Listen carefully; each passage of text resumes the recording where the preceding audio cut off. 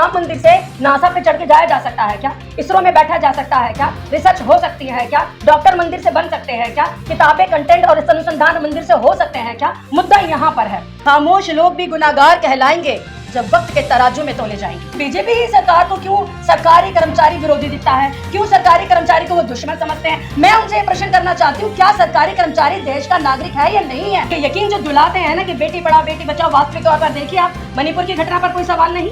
रोजगार के नाम पे बेवकूफ बनाया जाता है, शिक्षा के नाम पर आप संस्कृति, सभ्यता, संस्कार नहीं है, सिर्फ साक्षरता है, बच्चों का बोझ बढ़ता चला जा रहा है। अरे कोई तो सरकारी कर्मचारी ऐसा जो कहे कि हाँ हमें सरकारें सुविधा दे रही हैं। सरकारों को भी हमारे बारे में सोचना होगा। गरीब आदमी आज कितना गरीब हो गया और अमीर कितना अमीर होता चला जा रहा है। ये इतनी बड़ी खाई जो इतनी बड़ी बन चुकी है, शिक्षक तो साफ देख पाता है। आज अमेरिका में इन बड़े बड़े अनुसंधान हो रहे हैं, चाइना में बड़े बड़े रिसर्च हो रही है, छोटा सा देश जापान जहाँ वो पूरी दुनिया पे टेक्नोलॉजी में आगे है। मेरा देश कहाँ पर है? मंदिर में माथा टेक रहे हैं हम लोग, मंदिर में पूजा करके घंटी बजा के देश तरक्की नहीं करता है। मैं इस बात को बखूबी खुले मंच पर बात करती हूँ। आज युवा वर्ग पढ़ने को राजी नहीं है कि पढ़ के मिलेगा क्या?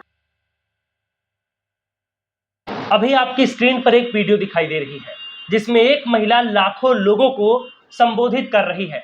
उसकी दहाड़ सुनिए। कि जब हौसला बना लिया है ऊंची उड़ान का, फिर देखना फिजूल है कदा आसमान का। भारत माता की, भारत माता की। तो सुना आपने, ये कोई साधारण सी महिला नहीं है।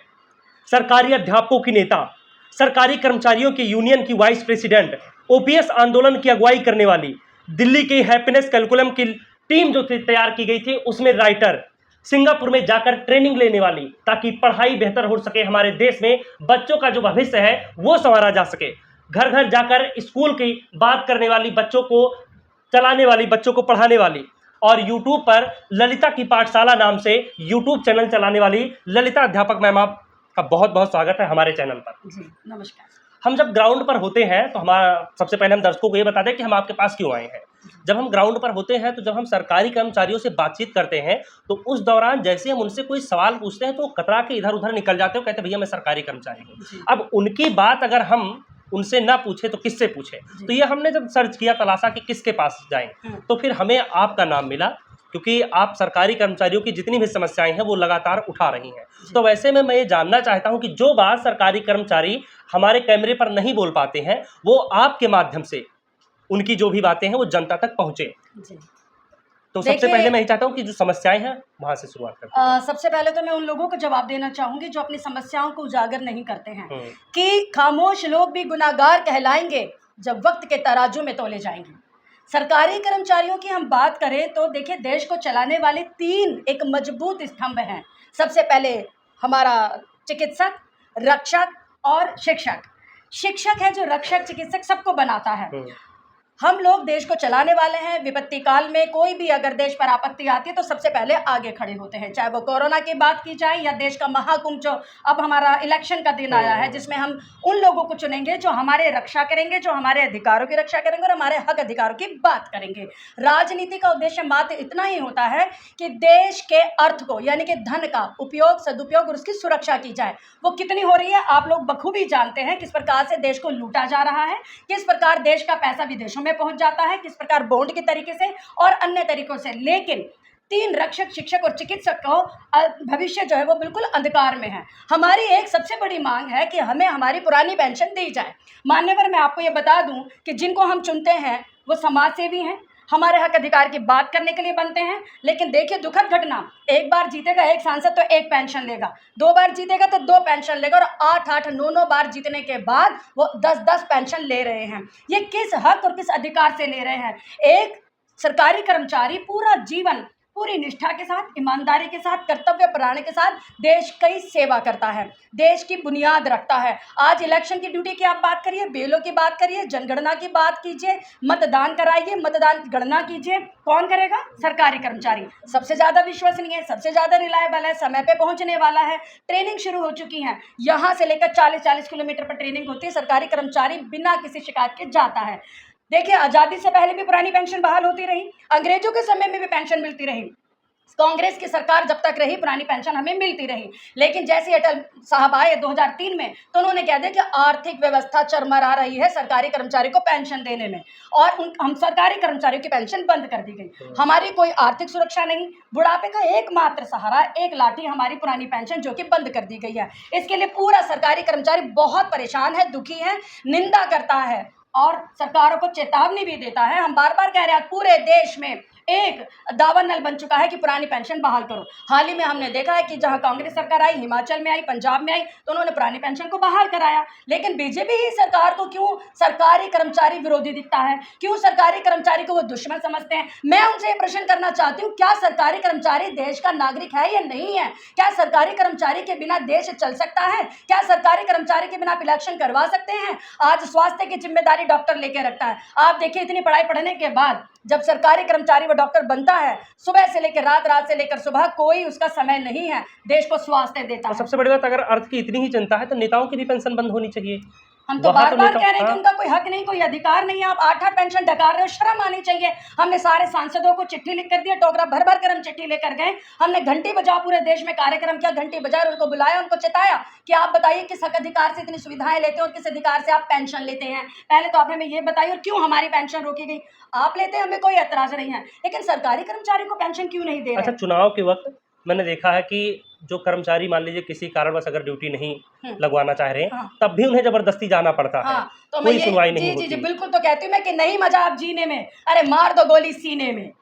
बीमार है महिलाएं, आज वो बिल्कुल रिटायरमेंट के बिल्कुल पास में, 49 साल के, 45 साल के, 47 साल के हैं। और मैं आपको बता दूं, स्वास्थ्य के दृष्टिकोण से हर विद्यालय में 2, 3, 4 कैंसर पेशेंट महिलाएं हाई स्ट्रेस में रहती है और उनकी सुरक्षा भी कोई नहीं है। उसके बावजूद भी फरमान जारी था कि कोई ड्यूटी कैंसिल नहीं होगी। उनको धमकी दी जाती है, आपको सस्पेंड कर दिया जाएगा, ड्यूटी पर नहीं पहुंचे जाएंगे। क्यों हमारे साथ फ्लेक्सिबिलिटी नहीं है? हम नेताओं को बनाए, वो पेंशन खाएं, हम नेताओं के लिए ड्यूटी दें, 5-5 दिन लगातार देते हैं। आज सुबह 4 बजे पहुंचेंगे और अगले दिन सुबह 4 बजे घर पहुंचते हैं। स्वास्थ्य का कोई ध्यान नहीं दिया जाता, खाने का हमारे कोई ध्यान नहीं दिया जाता, सुविधाएं मुहैया नहीं कराई जाती सुबह, और उसके साथ में सुरक्षा भी नहीं है। अच्छा, इस सरकार में जैसे ये कहा जाता है कि जितने भी कर्मचारी हैं, या फिर सरकारी की बात की जाए या प्राइवेट की, रोजगार की भी बात करती है कि रोजगार भी दिया जा रहा है, सबको मिल रहा है। पढ़ाई के लिए भी बात की जाती है, बेटियों की बात की जाती है। लेकिन जो मध्यम वर्ग है और जो अपर वर्ग है, ऊंचे क्लास वाले, उनको छोड़ दिया जाएगा। जो निम्न स्तर के लोग हैं, जिनकी कमाई नहीं हो पाती, वो अगर आपके पास आते हैं, अगर कितने लोग, वो क्या क्या चीजें बताते हैं, सरकार के बारे में क्या कुछ कहते हैं? देखिए, ना तो अमीर वर्ग ना गरीब वर्ग, बेटियां तो बिल्कुल भी सुरक्षित नहीं है। नारे बहुत बुलंद है, बेटी पढ़ाओ बेटी बचाओ, लेकिन आज की में क्या है? हम बड़े ध्यान से सुनते हैं उनके भाषण, तो मैं कहती हूँ कि मैं तसल्ली से सुनती हूँ उनके हर झूठ को। अरे मैं तसल्ली से सुनती हूँ हर झूठ को, बंदा फरेबी ही सही, यकीन बड़ा अच्छा दिलाता है। तो ये यकीन जो दिलाते हैं ना कि बेटी पढ़ाओ बेटी बचाओ, वास्तविक तौर पर देखिए आप, मणिपुर की घटना पर कोई सवाल नहीं। आप चौथा स्तंभ है देश का, आपने कितना मणिपुर की घटना को उठाया? हाथरस की घटनाओं पर कोई सवाल नहीं। दिल्ली में आज दिल्ली में क्या पूरे देश में देखिए, महिलाएं कहीं पर भी सुरक्षित नहीं है। अभी भी उनका रेशो देखा जाए तो राजनीति में कितना आरक्षण है। आप देखिए, सरकारी कर्मचारियों में टीचर महिलाएं सबसे ज्यादा है, तो उनकी पेंशन बंद कर दी गई है। कोई सुरक्षा नहीं, कोई रक्षा नहीं, कोई सुविधा नहीं, और उसके साथ में धमकी के साथ, भय के साथ, डरा कर हम सरकारी कर्मचारी को रखा गया है। ये कौन से देश की बात है? यदि आप दूसरे देशों की बात करें तो हैप्पीनेस ग्राफ इतना ऊंचा है। अमेरिका में जितनी तनख्वाह होती है उससे 4 गुना ज्यादा उनको पेंशन दी जाती है, क्योंकि वो सरकारी कर्मचारी, सरकारी प्रॉपर्टी हैं, वो एक सुरक्षित तबके के लोग हैं, वो जिंदगी एंजॉय करते हैं, और हम यहाँ रिटायर होने के बाद जिंदगी में नरक देखते हैं। ये कैसी सरकारें हैं? आज आजादी से पहले तक लेकर अब तक मैं कहती हूँ 70 साल हो गए, 3 मुद्दे खड़े हैं, रोटी कपड़ा मकान। रोजगार के नाम पे बेवकूफ बनाया जाता है, शिक्षा के नाम पर आप संस्कृति सभ्यता संस्कार नहीं है, सिर्फ साक्षरता है। बच्चों का बोझ बढ़ता चला जा रहा है। 5वीं के बाद नौकरी है क्या? 10वीं के बाद नौकरी है क्या? ग्रेजुएशन के बाद नौकरी है क्या? MA PhD करने के बाद नौकरी है क्या? नेट जेआरएफ करके बैठे नौकरी है क्या? फिर क्यों बेवकूफ बनाया जाता है? इतने सारे संस्थान खोलकर, और बार बार पेपर लीक हो जाता है, उसके बाद रिजल्ट आता है वो कैंसिल हो जाता है, 6-6 साल तक पेंडिंग में डाल देते हैं, ज्वाइनिंग नहीं मिलती है। ये कब तक चलेगा? आज रेलवे का सरकारी कर्मचारी देखिए दुखी है, पीड़ित है। अरे कोई तो सरकारी कर्मचारी ऐसा जो कहे कि हाँ हमें सरकारें सुविधा दे रही हैं। बहुत अच्छा तो नहीं मुझे लगता है कि देश में, और यदि शिक्षक नहीं बोलेगा तो फिर बोलेगा कौन? अच्छा, आप सिंगापुर गए थे ट्रेनिंग के लिए, क्या कुछ आपने फर्क देखा वहाँ की और यहाँ की पढ़ाई को लेकर के? देखिए, सुविधा में तो जमीन और आसमान का अंतर है। यहाँ कक्षाओं में 150 बच्चा घुसाया हुआ है। मैं कहती हूँ भगवान भी आ जाए तो 150 बच्चों को नहीं पढ़ा सकता है। यहाँ मशीनें नहीं है कि ठप्पा लगा लगा के प्रोडक्ट निकाल रहे हैं। एक एक बच्चा है भाई, हमें ध्यान देना पड़ेगा। ना जाने कौन गांधी बैठा है उस क्लास में, ना जाने कोई सुभाष बैठा है, ना जाने कोई बिन लादेन बैठा है, हमको अटेंशन देनी होगी। आप यकीन मानिए दिल्ली के अंदर डबल शिफ्ट में स्कूल चल रहे हैं, 14 हज़ार बच्चा है सोनिया विहार स्कूल के अंदर। मैं मंडोली में गई थी, वहाँ पर 6,000 बच्चा है। जो हाफ डे में जो आते हैं वो आधे बच्चे आते हैं और रिसेस के बाद आधा बच्चा आता है। और अभी भी लोड इतना है टीचर पर क्योंकि स्टाफ नहीं है, मल्टीटास्किंग कराई जाती है। आप देखिए सैलरीज भी हमको बनानी है, कंप्यूटराइज काम भी हमको करना है, अभी डबल काम करना होता है, पेपर वर्क भी करेंगे और ऑनलाइन वर्क भी करेंगे। जो महिलाएं 40+ हैं, आप समझ सकते हो कितनी जल्दी उनका माइंड शिफ्ट हो जाएगा, वो चेंज हो जाएंगे, वो टेक्नोलॉजी में आ जाएंगी। लेकिन उसके बावजूद भी वो कोशिश करती हैं, कंप्यूटर पे भी काम करती हैं, ऑनलाइन टीचिंग भी कराती हैं, ऑनलाइन TLM भी मटीरियल तैयार करती हैं, जितनी भी ट्रेनिंग है सुबह से शाम तक होती है उसमें भी शामिल होती हैं। टीचर बिल्कुल एकदम कहते हैं ना कि तैयार है हर काम करने के लिए, देश की सेवा के लिए आया है। आप जो सरकारी फरमान आएगा उसके लिए हम आगे बढ़कर आते हैं, लेकिन सरकारों को भी हमारे बारे में सोचना होगा। लेकिन ये सरकार तो सोचती है, कहती सबका साथ सबका विकास।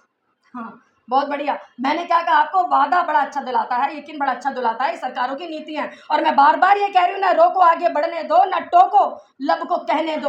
अरे 100 बार नहीं आएगी मौत, एक बार हमें तुम मरने दो। अब सरकारी कर्मचारी मरने को भी आतुर है। अभी देखिए आप, मध्य प्रदेश में सरकारी कर्मचारी ने जो आंदोलन किया है, बहनें राखी बांधने गई थी कि हमें राखी बांधने, जिसपे लिखा था पुरानी पेंशन बहाल करो, पानी की बौछार डाली गई, डंडे मारे गए। मध्य प्रदेश में लोग आज बहुत नाराज हैं। यही स्थिति भी हरियाणा में आपने देखी होगी, पंचकुला में सरकारी कर्मचारी को किस तरह से उनके हालात किए गए हैं। तो ये सबका साथ सबका विकास है।